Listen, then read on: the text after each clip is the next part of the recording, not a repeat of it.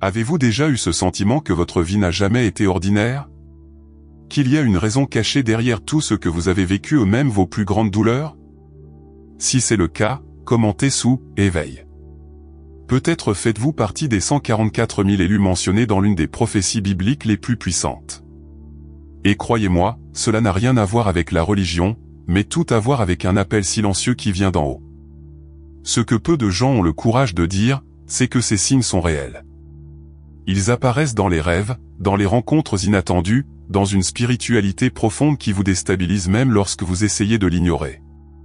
Être un élu ne signifie pas être parfait, mais porter une mission spirituelle puissante que vous ressentez déjà, même si vous ne la comprenez pas. Et le plus fou? Vous avez probablement ressenti plusieurs signes et ne l'a jamais remarqué. Contrairement à ce qu'on vous a enseigné, les symptômes spirituels ne sont pas des faiblesses, ce sont des indices. Et quand vous commencez à relier les points, vous vous rendez compte que ce « vide » qui vous accompagne depuis que vous êtes enfant, cette « intuition » aiguë, ces moments où l'univers semble conspirer. Tout cela a un but. Un but de vie qui vous connecte à une énergie spirituelle bien plus grande que vous ne l'imaginez. Dans cette vidéo, vous découvrirez cette signe qui indique que vous êtes un élu, et le meilleur, vous comprendrez comment l'utiliser à votre avantage. Parce que le temps presse, la fin des temps est plus proche qu'il n'y paraît. Et les appels s'intensifient. Dès son plus jeune âge, il s'est rendu compte qu'il y avait quelque chose de différent en lui. Alors que d'autres enfants jouaient sans souci, il ressentait cet étrange silence à l'intérieur ou une sorte de nostalgie de quelque chose qu'il n'avait jamais vécu. Ce n'était pas de la tristesse, c'était une vocation. Un appel subtil mais constant, comme si quelque chose l'éloignait de la surface de la vie ordinaire. Quiconque ressent cela sait qu'il y a une mission spirituelle cachée dans ce sentiment. Quand il entendit parler des 144 000 élus, il ne comprit pas bien, mais quelque chose vibra dans sa poitrine, comme si le nom était gravé dans son âme. Le monde lui semblait trop bruyant, trop superficiel, mais il cherchait de la profondeur. Il a commencé à remarquer des signes spirituels autour de lui, de petits détails qui, pour d'autres, passaient inaperçus. Un papillon un jour de pluie. Un inconnu qui le regardait comme s'il le connaissait déjà. Rien n'est arrivé par hasard.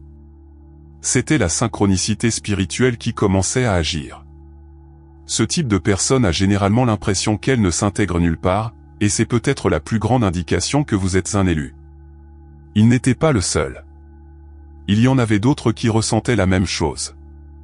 Beaucoup ont même commencé à partager des expériences similaires dans des groupes de spiritualité, des vidéos sur la fin des temps, des textes sur les prophéties bibliques et des messages mystérieux sur le rôle d'un peuple séparé par Dieu. Le plus curieux, c'est que cet appel est rarement accompagné d'explications. Il n'y a pas de voix qui dit « ça y est ». Au lieu de cela, il y a un malaise croissant avec tout ce qui est superficiel. Les fêtes n'ont plus de sens. Les conversations vides deviennent insupportables. Il ne savait pas ce qui se passait, mais il sentait qu'il était préparé. Et c'est là que les premières douleurs sont arrivées. La vie commença à resserrer son emprise. Il y a eu des pertes douloureuses, des maladies soudaines, des trahisons inattendues. Tout semblait être une séquence de punitions sans explication. Mais en le regardant avec des yeux différents, c'était plus que de la souffrance, c'était de l'initiation. C'était comme si chaque douleur avait été stratégiquement placée là, polissant son âme comme quelqu'un sculptant des diamants. La vérité est que les symptômes spirituels profonds naissent généralement dans le domaine de la douleur. Lorsque le corps tombe malade et que les larmes insistent pour tomber sans raison apparente, beaucoup ne réalisent pas que cela peut être l'éveil de la conscience en cours.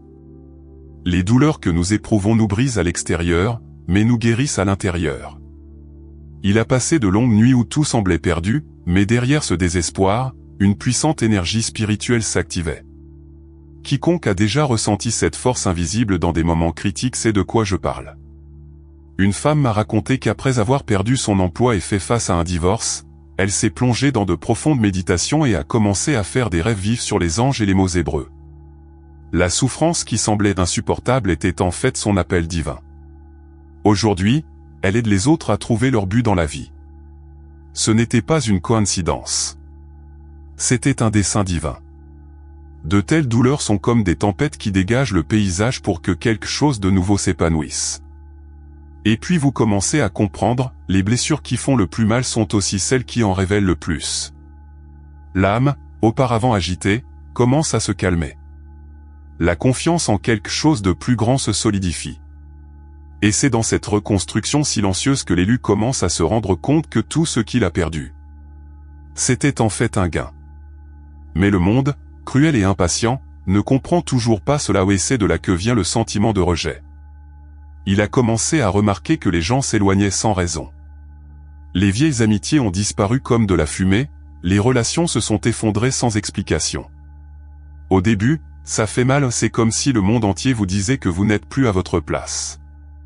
Et, en fait, il n'a pas vraiment sa place. Parce que ceux qui passent par l'éveil de la conscience sont préparés à quelque chose que la plupart ne comprendront pas. Cet isolement n'est pas une punition, c'est une protection. Pensez avec moi, combien de fois avez-vous eu l'impression d'être épargné par des environnements toxiques? De la part de personnes qui voulaient juste vous prendre votre énergie? Ce retrait soudain des gens de votre vie fait partie de la transformation spirituelle. L'élu a besoin d'être propre, léger, libre. Et souvent, cela nécessite le silence, la solitude et une certaine tristesse que seules les âmes éveillées comprennent. C'est comme si Dieu disait, maintenant, juste moi et toi. Et dans ce vide apparent, il commence à se remplir de nouvelles sensations. Les prières deviennent plus intenses. L'intuition, plus aiguisée. Les textes sur les Apocalypse et les élus ont plus de sens. Il se rend compte que cette distanciation sociale est, en fait, une approximation divine. C'est alors qu'il commence à comprendre qu'il fait partie d'un peuple mis à part par Dieu.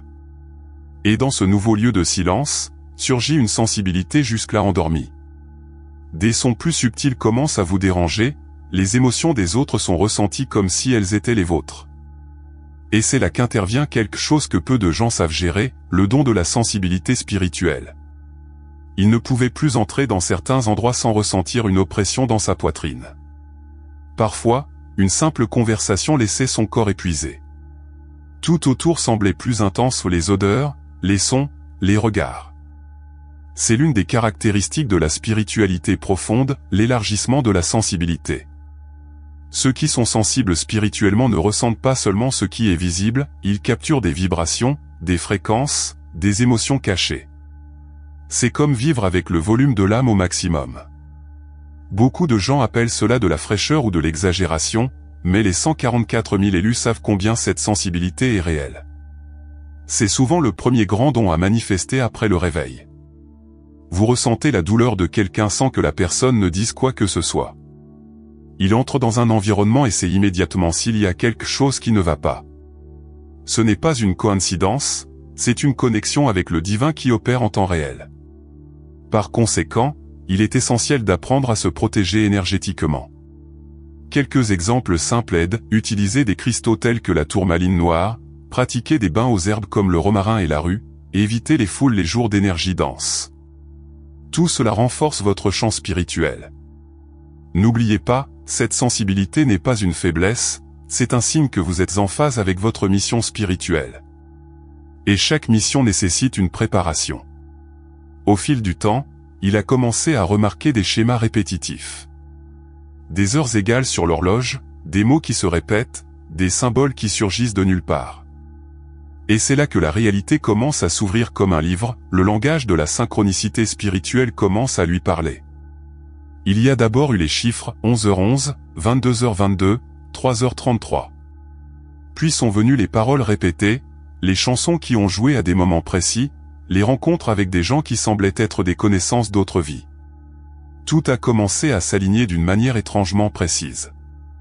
C'est alors qu'il a compris que l'univers ne crie pas, il chuchote. Et ces chuchotements, ces répétitions, sont des signes de réveil. Ce sont des codes envoyés pour vous rappeler, vous êtes un élu. Les âmes éveillées commencent à vivre dans une sorte de symphonie invisible, où tout semble orchestré par une intelligence supérieure. Et, en fait, c'est le cas. Ces synchronicités ne sont pas de simples coïncidences, elles sont la confirmation que vous êtes sur la bonne voie. L'esprit rationnel peut essayer d'expliquer, mais le cœur sait qu'il y a là quelque chose de sacré. C'est une spiritualité profonde qui agit discrètement, cousant les événements de votre vie avec un but. Une fille m'a raconté qu'à chaque fois qu'elle pensait à renoncer à la vie, elle trouvait une plume blanche sur le chemin. Une autre, alors qu'elle s'interrogeait sur le sens de son existence, a ouvert au hasard la Bible à une prophétie biblique qui répondait exactement à sa question. C'est l'appel divin qui se manifeste avec subtilité. Ce n'est pas dans le tonnerre, mais dans les détails, et c'est à vous d'y prêter attention. Et c'est au cours de ce processus d'observation que quelque chose d'encore plus profond commence à se produire. La nuit, les rêves ne sont plus seulement des rêves. Ils deviennent des messages, des visions, des orientations. Et, aussi étrange que cela puisse paraître, ces rêves révèlent des lieux et des personnes que vous n'avez jamais rencontrés. Mais il a l'impression d'y être allé. Les nuits ne sont plus seulement du repos. Ils sont devenus des rencontres. Il commença à faire des rêves vifs, avec des visages qu'il n'avait jamais vus, mais qui lui transmettaient une profonde familiarité. Il rêvait de temples anciens, de guerres spirituelles, de messages prononcés par des voix douces. Dans beaucoup de ces rêves, je me suis réveillé avec des phrases gravées dans mon esprit et, curieusement, je les ai trouvées plus tard dans des textes sacrés.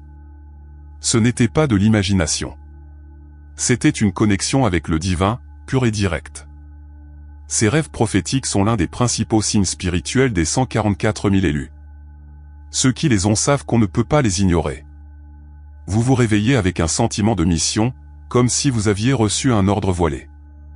Beaucoup rapportent des visions d'anges, des apparitions lumineuses ou des expériences hors du corps. C'est comme si l'âme, pendant quelques heures, sortait de la prison du corps pour recevoir des instructions d'en haut. Cela fait partie de la mission spirituelle. Un exemple curieux, un jeune homme rêvait, à plusieurs reprises, d'un numéro et d'une ville. Il a pris des notes, fait des recherches et a découvert que cet endroit avait une ancienne tradition mystique. Il s'y est rendu et, étonnamment, a vécu l'une des expériences les plus révélatrices de sa vie. La spiritualité n'envoie pas de signaux pour rien. Chaque symbole, chaque rêve, chaque image, peut faire partie d'une profonde transformation spirituelle. Et après tant de messages de rêve, il a commencé à réaliser quelque chose d'encore plus étrange, même lorsqu'il était éveillé, il savait des choses sans jamais avoir appris. J'ai senti des mensonges dans l'air. Il a prédit les événements. Et je n'arrivais pas à expliquer comment, juste. C'était le niveau suivant qui se manifestait. Il commença à remarquer qu'il savait les choses avant qu'elles n'arrivent. Parfois, il disait quelque chose et, quelques jours plus tard, cela se passait exactement comme prévu. Ou il avait l'impression que quelqu'un mentait, même sans aucune preuve concrète. Cette perception aiguë, presque surnaturelle, n'était pas un don de divination, c'était une connexion avec le divin qui devenait de plus en plus claire. C'était comme si un radar invisible était toujours actif, capturant l'invisible avec précision. Cette connaissance sans source visible est courante chez les élus. Il ne s'agit pas de lire dans les pensées ou de prédire l'avenir comme une diseuse de bonne aventure à la télévision. C'est quelque chose de plus subtil, de plus intime. C'est le genre de sagesse qui vous fait dévier d'une rue quelques secondes avant un accident, ou changer d'avis sur quelqu'un avant qu'il ne révèle son vrai visage. Ils sont les signes de l'éveil, et ils viennent vous maintenir sur le bon chemin de votre mission spirituelle. Tous ceux qui sont passés par là savent à quel point c'est difficile à expliquer. Les gens en doutent, pensent que c'est exagéré, dis-le que c'est juste une sensation. Mais au fond, ceux qui le ressentent. Et il n'y a aucun moyen de prétendre que vous ne savez pas ce que vous savez. Par conséquent, il est important de se nourrir de vraies connaissances. Des livres tels que l'Évangile et Seigneur de la paix, les prophéties d'Enoch, ou encore Apocalypse, biblique apportent des codes qui dialoguent avec cette sagesse intuitive des 144 000 élus. Mais même avec toute cette connexion, quelque chose le dérangeait toujours, un vide qu'aucune réponse ne remplissait. C'était une faim intense, presque insatiable, de comprendre la raison de tout. Et c'est à ce moment-là qu'il a commencé à plonger de plus en plus profondément dans des quêtes et des études spirituelles qui allaient bien au-delà de la religion traditionnelle. Il fréquentait les églises, les temples, les cercles de prière, les groupes d'études. Mais je suis toujours parti avec ce sentiment, ce n'est pas tout. Ce qu'il cherchait était plus profond, plus ancien, plus vrai. C'était comme si l'âme voulait quelque chose que les institutions ne pouvaient pas offrir. C'est courant parmi les 144 000 choisis, ils ont soif de quelque chose de plus grand, d'une spiritualité profonde qui ne s'inscrit pas dans des rituels superficiels. C'est l'esprit qui pique, disant « ce n'est pas encore là ». Les recherches s'intensifient. Ils commencent à étudier des textes sacrés oubliés, à explorer des symboles anciens, à déchiffrer des messages codés dans des prophéties bibliques. Ils commencent à voir des modèles entre les religions, des points d'union entre les cultures. Et il se rend compte que la vérité n'est pas dans un seul livre ou une seule doctrine, mais éparpillée en parties, comme les pièces d'un puzzle spirituel. C'est là que l'impulsion de trouver le but de votre vie surgit au non pas de l'ego, mais de la mission. Cette soif de vérité est l'un des symptômes spirituels de l'éveil. Il commence à tout remettre en question. Pourquoi sommes-nous ici? Pourquoi tant de gens souffrent-ils? Pourquoi est-ce que je ressens ce que je ressens? Et dans ces questions, vous trouverez des portails. Une suggestion pratique? Lisez The Kybalion, regardez des documentaires comme L'Esprit de vérité et méditez sur des psaumes spécifiques, comme 91 ou 23. Chacun de ces éléments active un point de votre conscience dormante. Et à mesure que la conscience s'élargit, il commence à réaliser quelque chose de curieux, même lorsque tout semblait dangereux, il y avait une force invisible qui le protégeait. Le sentiment que, quoi qu'il arrive, il y a une main qui vous guide. Comme si les anges étaient toujours là. Savez-vous ce moment où tout semblait mal tourner, mais quelque chose, à la dernière minute, vous a sauvé? Un détour, un retard inattendu, une intuition qui vous a empêché d'entrer dans un lieu. Il a commencé à se rendre compte que ces coïncidences se produisaient trop souvent pour n'être que de la chance. C'était une protection. Les élus ont une couverture spirituelle, avant même qu'ils ne sachent qu'ils le sont. C'est encore un signe spirituel de votre mission divine. Un exemple simple, il a failli prendre un bus qui a eu un accident quelques minutes plus tard. L'autre jour, il a ressenti une envie incontrôlable d'appeler quelqu'un, et il a sauvé une vie grâce à cet appel. Ceux qui sont en lien avec le divin vivent entourés d'un réseau invisible de soutien. Ce sont les anges et la protection divine qui agissent dans les coulisses. Et cette présence n'a pas besoin d'être vue avec les yeux, elle est ressentie dans le cœur, sur la peau, dans les frissons. Il est important, à ce stade, d'apprendre à faire confiance. Ce n'est pas de la paranoïa, ni de la superstition, c'est de la sagesse spirituelle. Beaucoup des 144 000 choisis rapportent ce sentiment d'être surveillés pour quelque chose de plus grand, mais dans le bon sens. Et quand ils prient, ils ressentent des réponses. Lorsqu'ils méditent, ils perçoivent des signes. Pour renforcer cette protection, des pratiques telles que le psaume 91 quotidien, des bougies blanches allumées avec foi et des prières sincères de gratitude peuvent encore renforcer cette barrière de lumière. Et plus ils s'abandonnaient à cette force protectrice, plus la raison de tout cela devenait claire. La douleur, l'isolement, les signes, les rêves, la soif de vérité. Tout le préparait à quelque chose de beaucoup plus grand, sa véritable raison d'être ici. Une mission spirituelle avec un but élevé, destinée à transformer des vies. Il arrive un moment où tout a un sens, les douleurs, les pertes, les rencontres et même les silences. Il se rend compte qu'il n'est pas venu dans ce monde juste pour survivre, mais pour servir. Non pas comme un serviteur aveugle, mais comme une âme éveillée. La mission qu'il porte n'a pas d'étiquette, pas d'insigne où elle bat dans son cœur. C'est ce désir inexplicable de guérir, d'aider, d'éveiller les consciences. C'est la marque des 144 000 élus, vivre avec un but. Même sans savoir exactement comment, il sent qu'il a été préparé pour cette période. Une période de transition, où le voile entre les mondes s'amincit. Où les signes de l'éveil sont partout et où chaque action individuelle peut affecter le collectif. Ce n'est pas une question de célébrité, ce n'est pas une question d'ego. Il s'agit d'être au service de la lumière, même lorsque le monde semble plongé dans l'ombre. Les symptômes spirituels que vous avez éprouvés deviennent maintenant des outils. Il commence à inspirer les gens autour de lui, même sans dire un mot. Sa présence transmet la paix, ses paroles suscitent des interrogations, son regard transmet l'amour. C'est le rôle de ceux qui ont une mission spirituelle, être un canal de transformation. Livres, vidéos, conversations, tout devient une occasion de semer la lumière. Et plus il livre, plus il reçoit. parce que l'univers prend soin de ceux qui s'occupent de la mission. Mais cette mission ne se termine pas par une fin heureuse typique d'un film. En fait, c'est là que tout commence. Parce qu'il comprend maintenant que le monde entre dans un nouveau cycle, et les appels se multiplient. La fin des temps n'est pas la fin. C'est le nouveau départ de ceux qui ont entendu l'appel. Maintenant, dites-moi, après tout cela, croyez-vous toujours que tout ce que vous avez vécu était le fruit du hasard? Ou commencez-vous enfin à comprendre qu'il y a un but plus grand qui vous guide? La vérité est que, si vous êtes arrivé jusqu'ici, ce n'est pas pour rien. Vous avez été attiré par ce message parce qu'il s'adresse directement à votre âme, à cette partie de vous qui connaît déjà la vérité mais dont on avait besoin de se souvenir.